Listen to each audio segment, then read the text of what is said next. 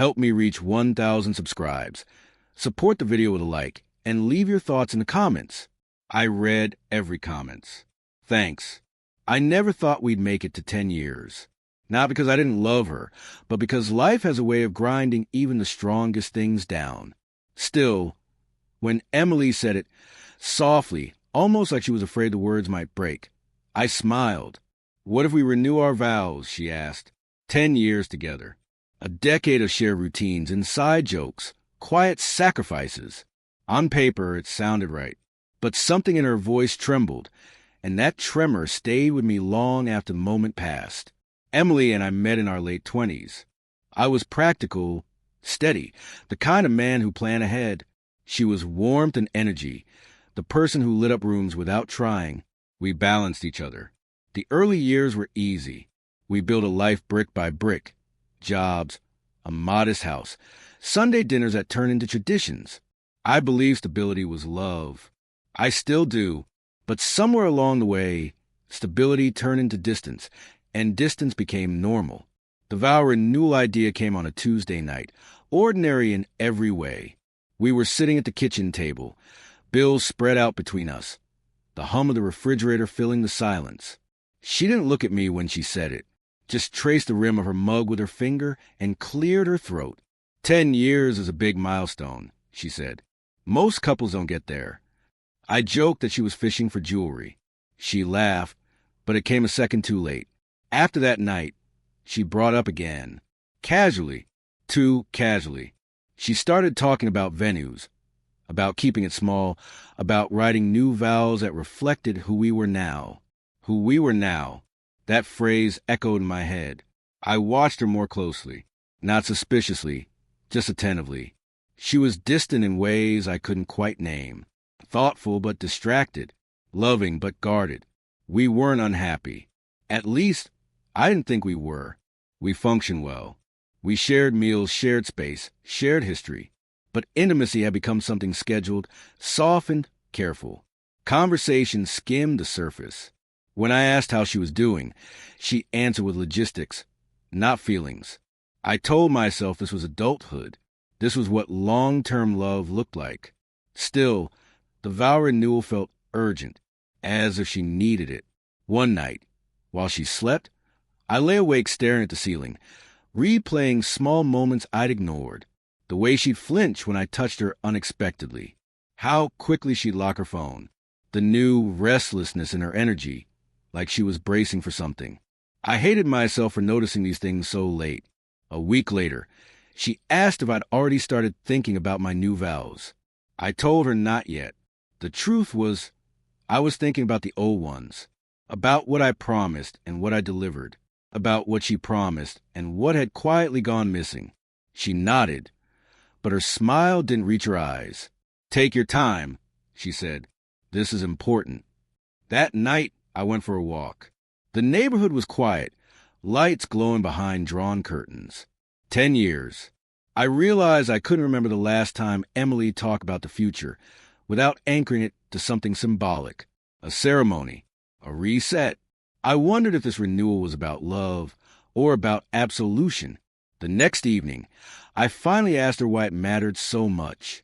We were in the living room, TV on mute, rain tapping against the windows. She hesitated, really hesitated. Her hands folded together, then separated. I just think we owe it to ourselves, she said, to recommit, to be honest. Honest. That word landed heavier than the rest. I told her I was willing, that 10 years deserved acknowledgement. She exhaled, visibly relieved, but her eyes filled with something close to fear. For the first time, I saw it clearly. This wasn't a celebration. It was a threshold. Later, alone in the bedroom, I opened my laptop. I wasn't sure what I was looking for. Answers, reassurance, proof that I was imagining things. Instead, I found myself staring at an old photo of us, laughing, unguarded. I wonder when love became something we had to formally restate to keep alive. Down the hall, Emily's phone buzzed. Once. Then again. She didn't come to check it. And in that quiet moment, I understood that the vow renewal wasn't about renewing us. It was about What came after I said my words? The night before we were supposed to meet with the planner, Emily asked if we could talk. Really talk. She said the way people do when they've already rehearsed the worst part in their head.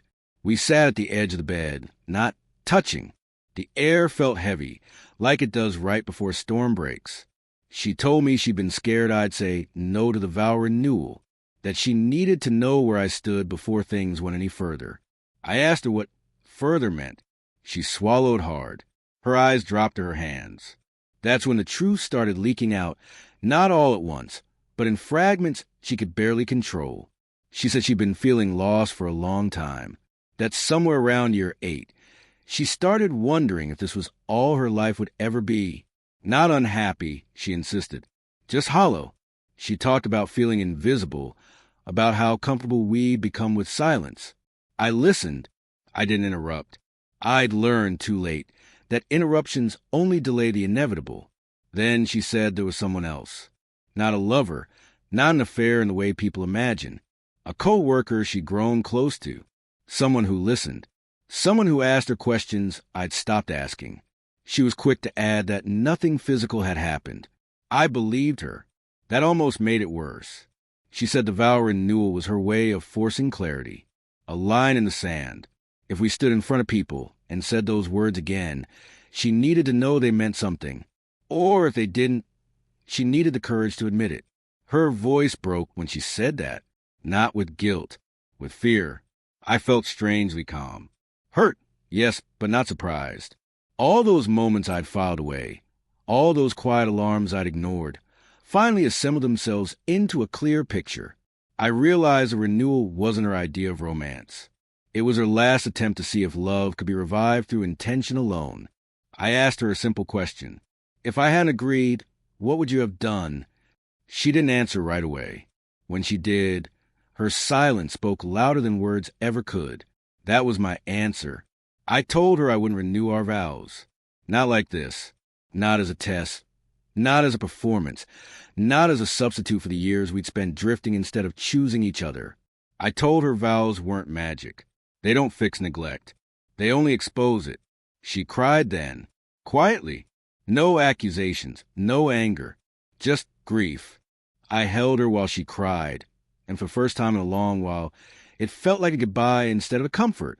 I told her I loved her, but love wasn't enough if it only existed in memory. We spent the night talking honestly, more honestly than we had in years, about resentment, about unmet needs, about how neither of us was the villain, but both of us were responsible. By morning, the decision was clear without being spoken. The vow renewal was canceled. So was the marriage, eventually, not in anger, in acceptance. The weeks that followed were quiet and procedural. Friends were surprised. Some tried to fix it for us. Others picked sides. We didn't. We divided our lives with the same care we'd once used to build them. There was sadness, but also relief. A strange lightness in telling the truth at last. On what would have been our renewal date, I took a long drive alone. No ceremony. No witnesses. Just miles of open road. I thought about the man I was when we met, and the man I'd become. I realized I didn't fail, because I stopped loving her. I failed because I assumed love could survive on autopilot.